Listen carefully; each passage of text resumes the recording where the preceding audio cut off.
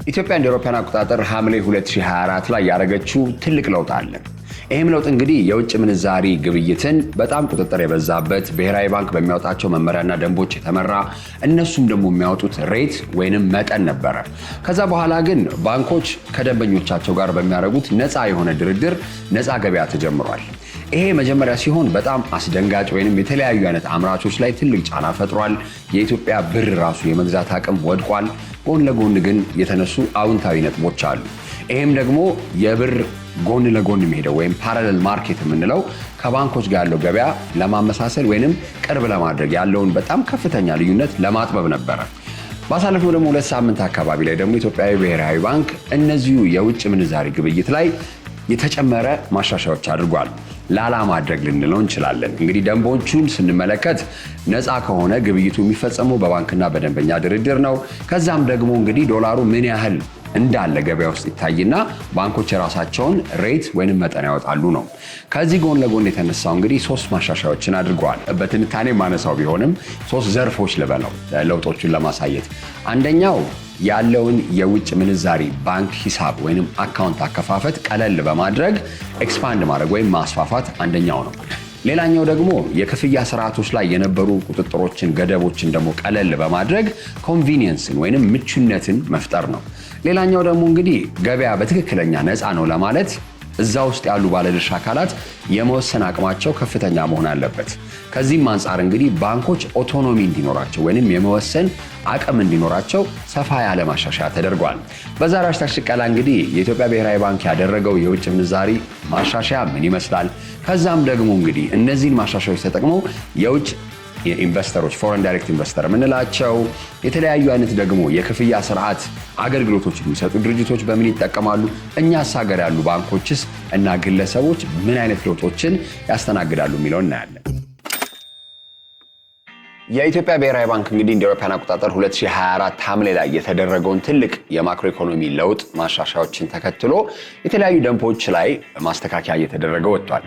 ከ2 ሳምንት በፊት ደግሞ የወጣው ተለቅ ያሉ ለውጦች ነው፣ ዋይድ ሬንጅ ይሉታል ፈረንጆች። እንግዲህ በጣም በርካታ የሆኑ ለውጦችን ወደ ውጭ ምንዛሪ ግብይት ላይ ያመጣ የማሻሻያ ደንብ ወጥቷል። ይህንን እንግዲህ በሁለት መንገድ ማየት እንችላለን። አንድ እንደው ፕራይቬት ሴክተሩ ልንል እንችላለን፣ ወይም የግል ዘርፉ ላይ የሚመጡት ምን አይነት ለውጦች በግለሰብ ደረጃ በንግድ ድርጅቶች ደረጃ ልናስብ እንችላለን። ሌላ ደግሞ እንግዲህ በማክሮ ኢኮኖሚ ደግሞ በፎሬን ዳይሬክት ኢንቨስትመንት ላይ ደግሞ የተደረጉ ለውጦችን ደግሞ ማየት እንችላለን። እስቲ እንደው በፖሊሲ ደረጃ የነበሩ ለውጦችን ብንመለከት አንደኛው ትልቁ እንዲያውም የተለያዩ አይነት የቢዝነስ ሚዲያ ዘገባዎች የሚሰሩ ግለሰቦችም አውታሮችም ያወጡት አንድ ትልቅ ዜና አለ። ሁሉ ጊዜ ኢትዮጵያ ላይ መጥቶ ኢንቨስት ማድረግ ሲወራ ትርፍን በዶላር ከኢትዮጵያ ማውጣት በጣም ያስቸግራል የሚል ነገር ነበረ። ምንድነው ሪፓትሪዬሽን ይባላል። የፕሮፊት ሪፓትሪዬሽን በጣም ከባድ ከመሆኑ አንጻር ኢትዮጵያን እንደ ኢንቨስትመንት መዳረሻ የሚያስቧት ኢንቨስተሮች በጣም ትንሽ ናቸው ነው የተደረገውም። እንግዲህ ትልቁ ለውጥ ትክክለኛ የሆነ የደንብ ሪኳየርመንቶች አሉ። እነዚህ ቅድመ ሁኔታዎች ማሳየት ከቻሉ ኢንቨስተሮች ሙሉ ለሙሉ ሪፓትሪዬት በዶላር በውጭ ምንዛሪ ትርፋቸውን ማውጣት የሚችሉበት ማሻሻያ ተደርጓል። ይሄ እንግዲህ ኤክሲኪዩሽን ላይ ወይ ስራ ላይ ሲውል የተለያዩ አይነት ቦትልኔክ ልናቸው የምንችላቸው ወይንም እንዴት ነው ተግዳሮቶች ሊኖሩት ይችላሉ። ሆኖም ግን እንደ መጀመሪያ እርምጃ በጣም ትልቅ ለውጥ ነው የመጣው። ለምን አንድ ኢንቨስተር መጥቶ ኢትዮጵያ ውስጥ ሰርቶ ያተረፈውን ብር በዶላር ማውጣት ከቻለ እንዴትኛውም የአፍሪካ ሀገር የምንበል አውሮፓም እስያ ውስጥ ያሉ ሀገራት ላይ በጣም የሚያጓጓ የኢንቨስትመንት ሲናሪዮ ይፈጠራል። ሌላኛው ደግሞ አገልግሎቶችን አሁን እንግዲህ አንድ ኢትዮጵያዊ ድርጅት ለተለያዩ የውጭ ሀገር ድርጅቶች አገልግሎት ሊሰጥ ይችላል። አንድ የማስታወቂያ ድርጅትን እናንሳ። አንድ የማስታወቂያ ድርጅት ፕሮባብሊ ለውጭ ሀገር ላለ ድርጅት እንደው ኤምሬትስ እንበል ለነሱ ማስታወቂያ የሚሰራ ከሆነ ክፍያ የሚከፈለው ኦፍሾር አካውንት ላይ ሊሆን ይችላል፣ ወይንም እኛም ሀገር ላይ በውጭ ምንዛሪ ሊከፈለው ይችላል። ታዲያ ድሮ የነበረው የተወሰነ እስከ 28 ቀን 30 ቀን ብቻ ነው ያን የውጭ ምንዛሪ እንዲያውም ለብሔራዊ ባንክ አብላጫ ድርሻውን ከሰጠ በኋላ ነው መጠቀም የሚችለው። አሁን ግን ሙሉ ለሙሉ የሚያገኘውን የውጭ ምንዛሪ ያለምንም የጊዜ ገደብ የመጠቀምም መብት ተቀምጧል። እነዚህ ሁለት ነገሮች በጣም ትልልቅ ለውጦች የምንላቸው ናቸው። ሌሎቹን ታዲያ ስንመለከት በግለሰብ ደረጃ እንግዲህ አሁን አንድ ግለሰብ ለባለቤቱ ለልጆቹ ቅርብ ለሆነው ዘመድ ውጭ ሀገር ላይ ሄዶ መታከም ቢፈልግ፣ ትምህርት እድል አግኝቶ ትምህርት መማር ቢፈልግ ባለው የውጭ ምንዛሪ አካውንት ከፍሎ ማስተማር፣ ማሳከም፣ የጉዞ እንደው ለመዝናናት እንኳን ያንን አካውንት መጠቀም ይችላል ማለት ነው። ያንን የውጭ ምንዛሪ ሲጠየቅም እንግዲህ ትንሽ ቅድመ ሁኔታዎች ተቀምጠው ውዝዶ ማድረግ መብት አለው። ሌላው ደግሞ እንደ እስከ $3,000 የሚሆን ሬሚታንስ ሲባል ኢንባውንድ ሬሚታንስን ነበር የምናስበው። ኢንባውንድ ሬሚታንስ ማለት አንድ ውጭ ሀገር ያለ ሰው ወደ ኢትዮጵያ የሚልከው የውጭ ምንዛሪ ነው ሬሚታንስ የምንለው። አሁን ግን ኢትዮጵያውያን ውጭ ሀገር ላሉ ዘመዶቻቸው መደገፍ ለሚፈልጉት ሰው ያላቸው የውጭ ምንዛሪ ሂሳብን በመጠቀም እስከ $3,000 ቀጥታ መላክ ይችላሉ። እንግዲህ ይህ ሁሉ ሲደረግ የብሔራዊ ባንኩ ቁጥጥርን በጣም ላላ ከማድረግም ከማንሳትም በዘለለ ምቹ የሆነ የፔመንት ወይንም የክፍያ ስርዓት የገንዘብ ዝውውር ስርዓትን ከመፍጠር አንጻር ነው። እንዲያውም ኢትዮጵያውያን ኢንቨስት ማድረግ ከፈለጉ ውጭ ሀገር ላይ ራሱ በውጭ ምንዛሪ አካውንታቸው ተጠቅመው መዋለ ንዋይ ፍሰትን ማድረግ ይችላሉ። አንዳንድ ሰዎች አሁን እንግዲህ ኬንያ ላይ እኛ ሀገር ላይ በጣም ተለምዷል። እንግዲህ አሁን አህጉር ውስጥ የሚሰሩ ስራዎችን ብናይ ኬንያ ላይ፣ ዩጋንዳ ላይ፣ ሳውት አፍሪካ ላይ በርካታ የሆኑ ኢንቨስትመንቶች ኢትዮጵያውያን ይከፍታሉ። ይህንን ራሱ ለማድረግ ካሰቡ ያንን ነገር የመክፈትም የኢንቨስትመንት የመዋለ ንዋይ ፍሰት ማድረግም ይችላሉ። እንደ ግለሰብ ደግሞ አብዛኛውን ጊዜ አሁን እንግዲህ ኢትዮጵያውያንም ይሁኑ ኢትዮጵያዊ ያልሆኑም ትውልደ ኢትዮጵያውያን የውጭ ዜጎችም ቢሆኑ ወደ ኢትዮጵያ ሲገቡ ጉምሩክ ላይ ዶላራቸውን ማስመዝገብ ግዴታ ነበር።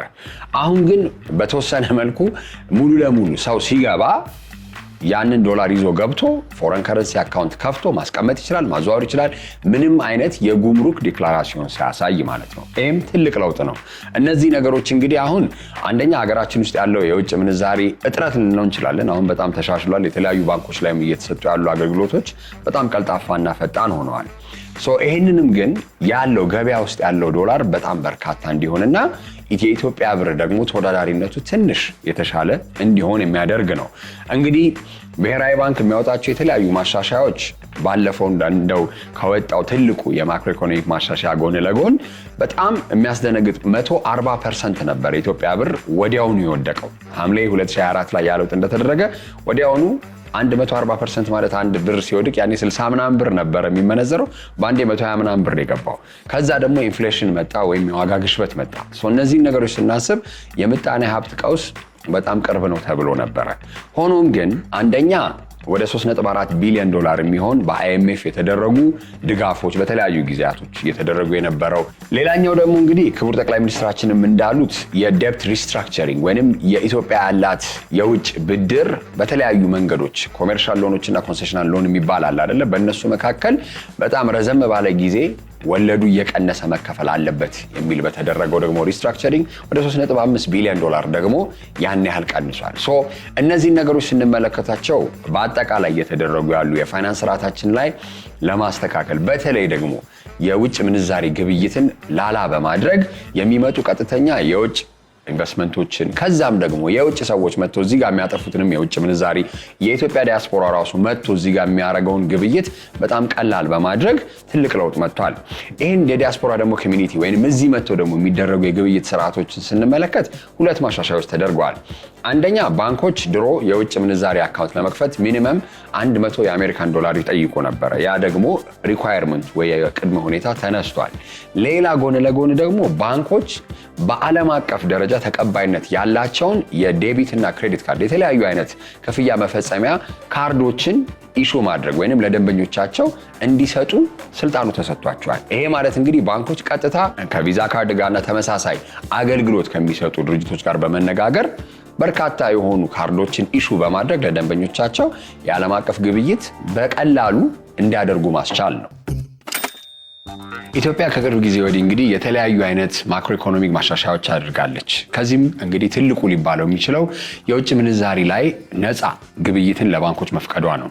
ከዚህም መካከል እንግዲህ ትልልቅ ባለድርሻ አካላት የሆኑ መልቲናሽናል የምንላቸው ወይንም ዓለም አቀፍ የሆኑ ደግሞ የተለያዩ አይነት የባንኪንግ አገልግሎቶችን የሚሰጡ ድርጅቶች በደንብ ከባንኮች ጋር በአጋርነት እንዲሰሩ መፈቀዱ ነው። እንግዲህ በዛሬው ሃሽታግ ሽቀላ አቶ ያሬድ እንዳለ ቪዛ ካርድ ኢስተርን አፍሪካ ክለስተር ሄድ ልበል አይደለ? ትክክለኛ ታይትል አልተሳሳትም። አብረውኝ አሉ። እንግዲህ ጥያቄዎችን ቀስ እያልኩ አነሳለሁ። መጀመሪያ ግን እስቲ በአጠቃላይ አሁን እየተካሄደ ያለው የውጭ ምንዛሪ ማሻሻያዎች በኢትዮጵያ ላይ ዓለም አቀፍ የሆኑ ክፍያዎችን ለመፈጸም ግብይትን ለማድረግ በምን መልኩ ቀላል ያደርጉታል ወይም ምቹ ያደርጉታል? ቴንክ ዩ አጌን ስለመጣ አመሰግናለሁ። በደስታ ወደ ፖይንቱ ስንመጣ ማለት ነው እንዴት ነው ቀላል የሚያደርገው የሚለውን ነገር ማየት የምንችለው ያው ስፔሲፊካሊ እዚህ የማሻሻያ ላይ ራሱ ስፔሲፊካሊ የኢንተርናሽናል ካርዶችን መስጠት እንደሚቻል ተገልጿል። እንዴት ነው የሚሰራው ማለት ነው? እንዴት ነው የሚሆነው? ከዚህ በፊትስ እንዴት ነበረ ስናደርግ የነበረው የሚለውን አይተን እንመለስ። ከዚህ በፊት ኢንተርናሽናል ካርድ የሚሰጥ የነበረው ሰዎች ከኢትዮጵያ ወደ ውጭ ሀገር ለትምህርት ወይም ለሕክምና ወይም ደግሞ ለቫኬሽን በሚሄዱበት ጊዜ የሚያስፈልጉ የትራቨል ዶክመንቶችን፣ ቪዛ የመሳሰሉትን ነገሮች በማያያዝ መጠየቅ ይችላሉ። ቤዝዶን እንግዲህ ከባንኮቹ ጋር ባላቸውም ቀረቤታ ግንኙነት የአካውንት ኦፍ ኮርስ ከስተመሮቻቸው ጥሩ ግንኙነት አላቸው ወይ? ባንክ ስቴትመንቱ ሳይሆን ያው አለ አይደለ አንድ ከስተመሮቻቸውን ባንኮች መቼም ለእንደዚህ አይነት አጋጣሚ በሚፈጠርበት ጊዜ ሰፖርት ለማድረግ የሚያደርጉበት ሜካኒዝም ነበረ። ስለዚህ እነዚህ አይነት ዶክመንቴሽኖች አቬሌብል ካልሆኑ ማንኛውም ሰው በፈለገ ጊዜ ሄዶ የካርድ የማውጣት ፕሪቪሌጅ አልነበረም ከዚህ በፊት ማለት ነው።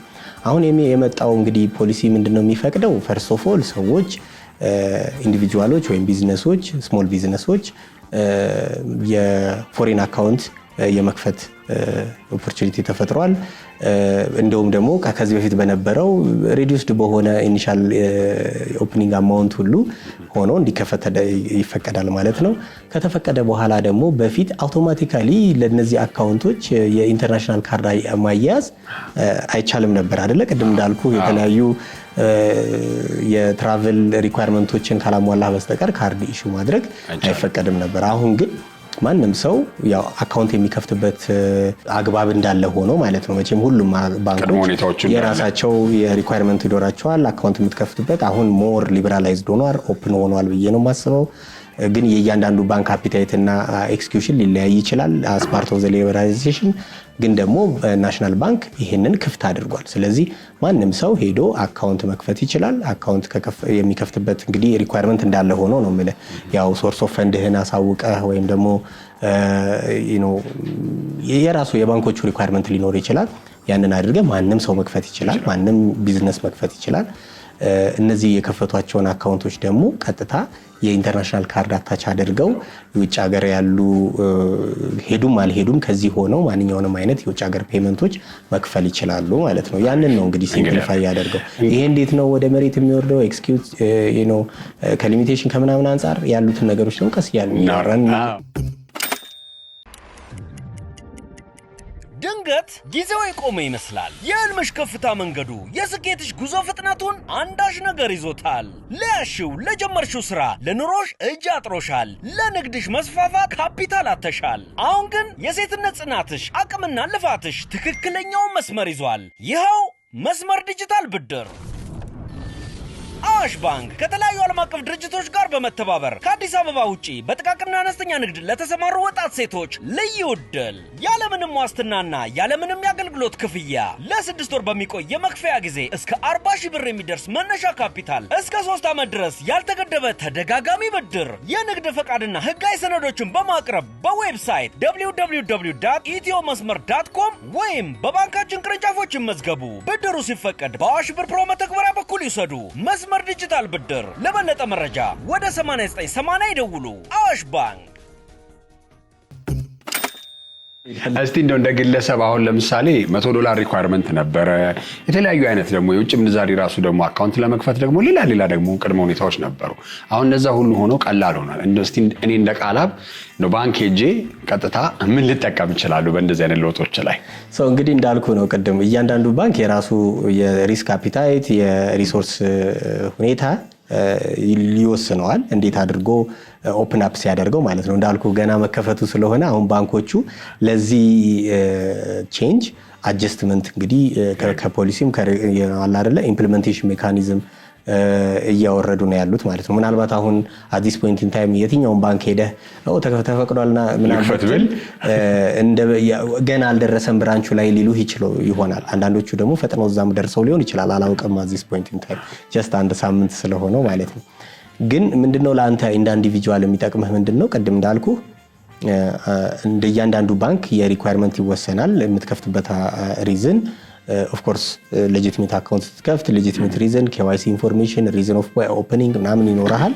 ከከፈትክ በኋላ ግን አንተ ሶርስ ኦፍ ፈንድ እስካለህ ድረስና ሌጂቲሜት የሆነ ሶርስ ኦፍ ፈንድ ወይም ደግሞ ምንድነው ህጋዊ የሆነ ምንጩ የሚታወቅ እስከሆነ ድረስ አካውንት ላይ ታስገባለህ። የምትቀበለውም ደሞዝ ካለ የሚላክልህም ምናልባት ኮንተንት ክሪኤተር ከሆንክ የመሳሰሉት ነገሮችን የምታገኛቸውን ክፍያዎች ወደዚህ ማምጣት ትችላለህ። ካመጣህ በኋላ አካውንትህ ላይ ዴቢት ካርድ ማያያዝ ትችላለህ ማለት ነው። ኢንተርናሽናል ዴቢት ካርድ ከዚህ በፊት ድሮ ትምህርት ቤት ለመክፈት ሰርቲፊኬሽን እንትን ለማለት ኢንክሉዲንግ ማይሰልፍ ቪዛ ካርድ አለ ትባል ነበር።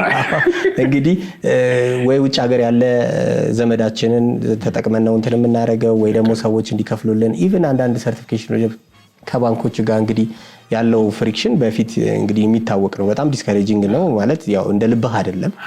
አሁን ያንን ማድረግ ትችላለህ። ሰብስክሪፕሽን ማድረግ ትችላለህ።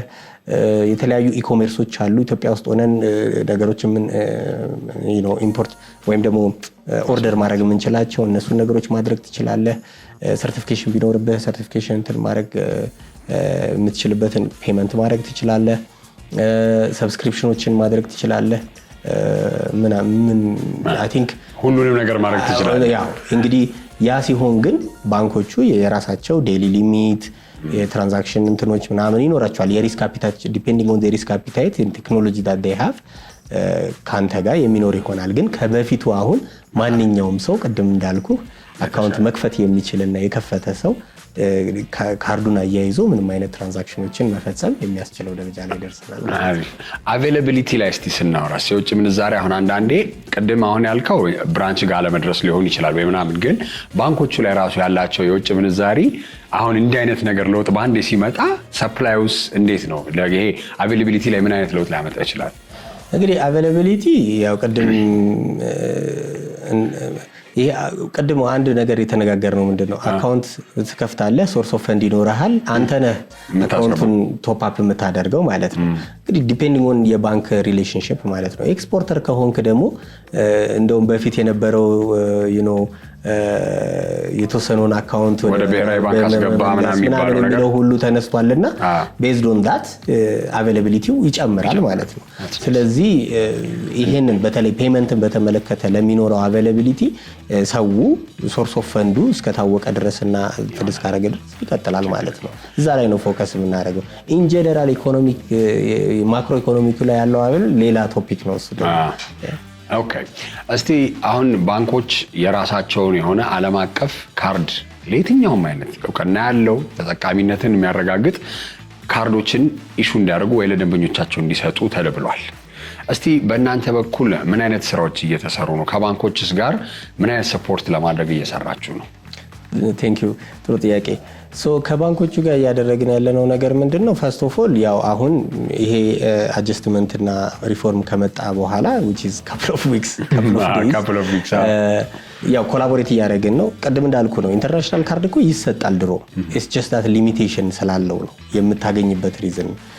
እርግጥ በፊት የምንሰጣቸው ካርዶች በአብዛኛው ፕሪፔይድ ናቸው ወይም ደግሞ ቶፕ አፕ ነው የሚደረጉት which means ከአካውንት ጋር ቀጥታ የተያያዙ አይደሉም።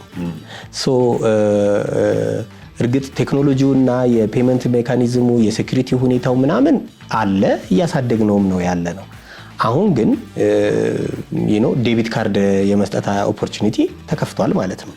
ይሄ ኦፖርቹኒቲ ባለበት ሁኔታ እንዴት አድርገን ነው እንግዲህ ያለውን ኦፖርቹኒቲ አብረን ህብረተሰቡ በሚጠብቅ ሁኔታና ደግሞ ለባንኩም ለኢኮሲስተሙም አመቺ በሆነ መንገድ እንዴት ነው የምናደርገው የሚለውን አብረን እያሉ ለምሳሌ ነገና ከነገ ወዲያ ሮብና ሐሙስ ማነው ማክሰኞና ሮብ ፉል ዴይ ትሬኒንጎችን አዘጋጅተናል። እኛ እንዴት ነው ሁሉንም የባንኮች የዲጂታልና የቢዝነስ ሊደርሺፕ ላይ ያሉ ይሄ የሚመለከታቸውን አካላት ጠርተን 2 ቀን ሙሉ የካርድ ቢዝነስ ፕሮፊታቢሊቲ ምን ይመስላል፣ ኢኮኖሚክሱ ምንድነው፣ ሃው መርቻንቱ፣ ኢሹወሩ፣ አኳየረሩ የመሳሰሉትን እነዚህን የካርድ ቢዝነስ ኢኮኖሚክሱን አንዴ ሪፍሬሽ እናደርጋለን። አንድ ላይ እንዴት አድርገው ነው ደግሞ ከካርድ ቢዝነስ ካርድ ብቻ መስጠት ኮምፎርት እና ኮንቪኒየንስ መፍጠር ብቻ ሳይሆን ለክላይንታቸው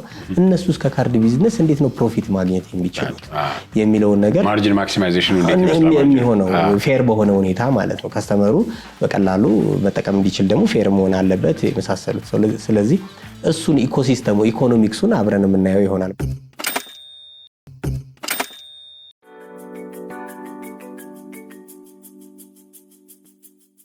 ባይ ዘ ዌይ ማጆሪቲ ኦፍ የካርድ ቢዝነስ ላይ ከስተመሩ ቻርጅ እንዲደረግ ብዙ አይበረታታም አይደለ? ስለዚህ እንዴት ነው ከስተመሩን ቻርጅ ካላደረከው ሰርቪሱ እንዴት ነው በማን ነው ከቨር የሚደረገው እንዴት ነው የሚለውን ሁሉ አብረን የምንሰጣቸው ትሬኒንግ ይሆናል ማለት ነው። በአብዛኛው መርቻንቱ አይደለ ዲጂታል ኦፕሽን ስታመጣ ብዙ ተጠቃሚ የሚሆነው ብዙ ገቢ ወይም ደግሞ ብዙ ሽያጭ የሚያካሄደው። ስለዚህ መርቻንቱ እንዴት ነው ቴክ ኬር የሚያደርገው የመሳሰሉትን ነገሮች አብረን እናደርጋለን። ከዛም ደግሞ ቀጥሎ እነዚህ ነገሮች ሲከፈቱ ከዴቢት አካውንታቸው አታችድ የሆነ ከአካውንታቸው ጋር አታች የሆኑ ካርዶችን ስንሰጥ እንዴት ነው ሰኪዩር የምናደርጋቸው የሚለውን ደግሞ የሴኩሪቲ ቴክኖሎጂዎችን የሪስክ ቴክኖሎጂዎች የኮምፕላያንስን ሁኔታ አብረን የምናይበት ይሆናል ማለት ነው። ፈርስት ኦፍ ኦል ስለዚህ ትሬኒንግ እያደረግን ነው፣ አብረን ሪፍሬሽ እያደረግን ነው።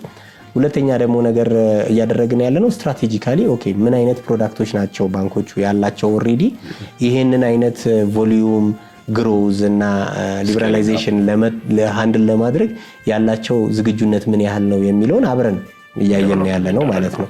ሶ ያ ዝግጁነት ከምን ጋር ይያያዛል?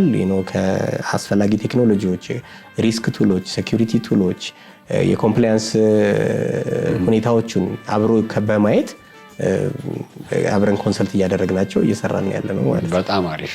እንደ መጨረሻ ጥያቄ ላርግና እንግዲህ አብዛኛውን ጊዜ እንደ አይነት ነገሮች በቲዮሪ ልበለው ቲዮሪ ባይሆንም አሁን ህግ ሲወጣ ደንብ ሲሻሻል አሪፍ በወረቀት ደረጃ ጥሩ ይሆናል። ኤክሲኪዩሽን ላይ ደግሞ ሲመጣ ደግሞ ትልልቅ ችግሮችም ሊባሉ ይችላሉ። እንደ ጥሩ ጅማሬ የምናበረታታው ቢሆንም እስቲ ዋት ቻሌንጅ ፎርካስት ቢባል ምን አይነት ችግሮች ሊያጋጥሙ ይችላሉ እንደዚህ አይነት ነገሮች ላይ?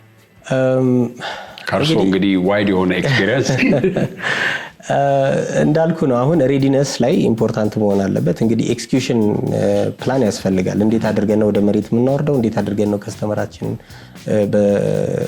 በአግባቡ ሰርቭ የምናደርገው? ይሄን ኦፖርቹኒቲ ተጠቅሞ እንዴት ነው ከስተመሩም ተጠቃሚ የሚሆነው፣ ባንኩም ተጠቃሚ የሚሆነው፣ መርቻንቶችም ተጠቃሚ የሚሆነው የሚለው ኤክስኪዩሽን ፕላን በጣም አስፈላጊ ነው። ስለዚህ እሱ ያስፈልጋል። እንግዲህ ቀደም ብለው ይሄንን ሰርተው የሚወጡ ባንኮች ቶሎ ተጠቃሚ ይሆናሉ። ከዛ በኋላ ግን ቅድም አንስችላለሁ ሪስክ ብዬ የማስበው ነገር ምንድነው ኦፕን አፕ ስታደርግ አብሮ ቴክኖሎጂውንም ማርኬቱንም ኦፕን አፕ ስታደርግ በዛው ልክ ደግሞ የሴኩሪቲ የኮምፕላያንስ ጉዳይም ደግሞ ኢምፖርታንት ነው። ስለዚህ እዛ ላይ መስራት ያስፈልጋል። ምን ያህል የሴኩሪቲ ሁኔታው የባንኩ ቴክኖሎጂ ሬዲ ነው? ሴኩሪቲን ማኔጅ ለማድረግ ቴክኖሎጂ ብቻ አይደለም፣ ገባ ፕሮሲጀሮች እና የአሰራር ሁኔታዎችም መስተካከል አለባቸው። እሱስ ምን ያህል ሬዲ ነው የሚለውን እንትን ማለት ይቻላል ያስፈልጋል። ይሄ ከባንኮቹ ከኛ ከቴክኖሎጂ ፕሮቫይደር እና ከፔመንት ኢንፍራስትራክቸሩ አንጻር ነው። ከተጠቃሚው ደግሞ አንጻር ስታይ ሰዎች ካርዳቸውን ካገኙ በኋላ የተለያዩ ሶሻል ኢንጂነሪንግ የመሳሰሉ ምንድነው የሚባለው ሴኩሪቲ ኢሹዎች ይኖራሉ አይደለ? ይሄ ማጭበርበር፣ ሳይበር ሴኩሪቲ፣ አይደንቲቲ ምናምን የመሳሰሉ እሱንም ደግሞ ሞር ኮንሽስ መሆን አለበት፣ ኮንሽስ ማድረግ ያስፈልጋል። ስለዚህ ባንኮቹ እኛ አብረን ሆነ ብዙ የተለያዩ የካምፔኖች ያስፈልጉናል ማለት ነው። ይሄ ማለት እንደዚህ ነው፣ ባንክ ይሄንን ኢንፎርሜሽን አይጠይቅህም፣ ይሄን ኢንፎርሜሽን የሚጠይቅህ ካለ ይሄ ሪስኪ ነው ምናምን የሚሉትን ነገሮች በጣም በጣም በሰፊው መስራት ይኖርብናል ማለት ነው። ስለዚህ አገራት ወይም ደግሞ ኢንፍራስትራክቸሮች እንደዚህ ሲከፈቱ አብሮ የሚመጣው ፖዚቲቭ የሆኑ ትልቅ ጥቅሞች እንዳሉ ሁሉ ይዞ የሚመጣውም ቻሌንጆች እና ሪስኮች አሉ። ለዛ ዝግጁ ሆኖ መቀጠል ያስፈልጋል። ሁሉም ሀገሮች አብዛኛው ሀገሮች አብረን የምንሰራቸው እንግዲህ ይሄን አድርገዋል፣ እየሰሩ ነው። እነዚህ ነገሮች ይመጣሉ ብለን ዘግተን አንቆይም። that is what we are doing opening it up። ስለዚህ ስናደርግ ግን አስፈላጊው የሆነ ከሴኩሪቲው አንጻር ከተለያዩ ነገሮች የሚያስፈልጉት ግብአቶች አሉን ወይ የሚለው ላይ ግን አብረን መስራት ያስፈልጋል። እየሰራንም ነው ያለነው። በጣም አሪፍ። እንግዲህ ያው ህልም ተፈርቶ ሳይተኛ ይታደርም ነው። ስለዚህ እንዳሉት ችግሮችም እንዳሉ የሳይበር ሴኩሪቲ ማሁን የበለጸጉ ሀገራትም ላይ እንግዲህ ትልልቅ የማንነት ስርቆትን ቢደረግ ስቲል እየሄደ ነው፣ እያደገ ነው። ምቹነትንና ደግሞ ቀልጣፋነትን ደግሞ የሚያረጋግጡ እንዲህ አይነት የካርድ ቢዝነሶች ስለሆኑ እንደናንተም አይነት ትልልቅ ዓለም አቀፍ ድርጅቶች መጥተው እዚህ ጋር ኢትዮጵያ ውስጥ ያን ነገር ካስተሳሰሩት አሪፍ የሚሆን ይመስለኛል። ኤግዛክትሊ። አቶ ያሬድ ለጊዜው በጣም አመሰግናለሁ። ቴንክ ዩ በጣም። የዛሬው ሃሽታግ ሽቀላ ይህን ይመስል ነበረ። እስከሚቀጥለው ሳምንት መልካም ጊዜ